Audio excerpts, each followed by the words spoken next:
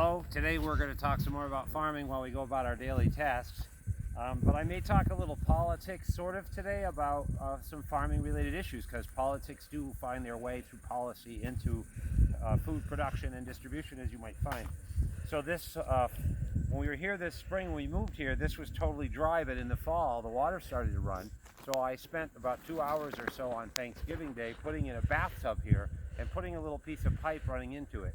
But with the latest storm, it completely covered. In fact, yesterday this hill was completely like that, and I had to find this water. You see here the water. So I'm going to just clear out the water so the girls can come in and get their feed. So I'll talk a little bit more about what we've been talking about, and I'm going to talk about slaughtering cows. Sounds horrible, but for people that eat cows or beef, they might want to know a little bit about what's involved. And so I mentioned in an earlier video that on a grain-fed diet, like a feedlot diet, it changes the pH of the stomachs of the cow. The ruminants, they have four, what we would call stomachs loosely, and it causes them to be able to have a stomach pH that is closer to our own.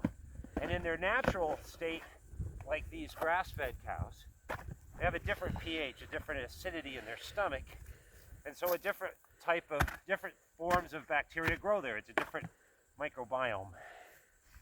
And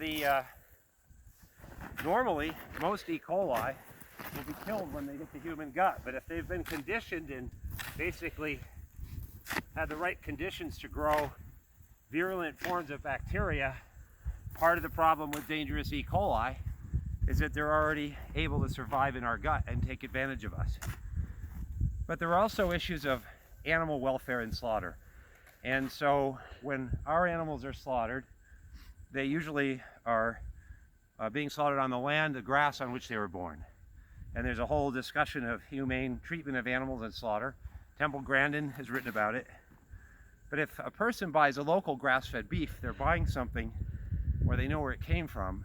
And there's only one animal in all that packaging. But when they buy a mass-produced beef, which has many more layers of fossil fuel components and pollution in its production, and it's produced more quickly in a way that's not even natural for the animal or for us, making the food less healthy, as we've discussed.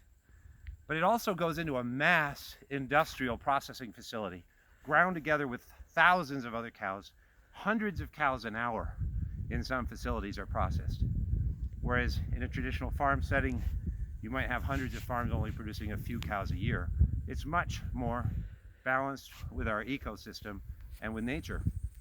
But also, when you have an outbreak of E. coli or toxic food, it's from the mass-produced industrial meat that's not really very well regulated. But here in Vermont a few years ago, they tried to ban on-farm slaughter entirely, and we fought back. And those regs came through the federal government, because large producers of beef do not want competition by small farmers like me with my bathtub. And that's why you should get a bathtub, get cows, and learn some more. Thanks for joining us today to keep the water flowing for the cows.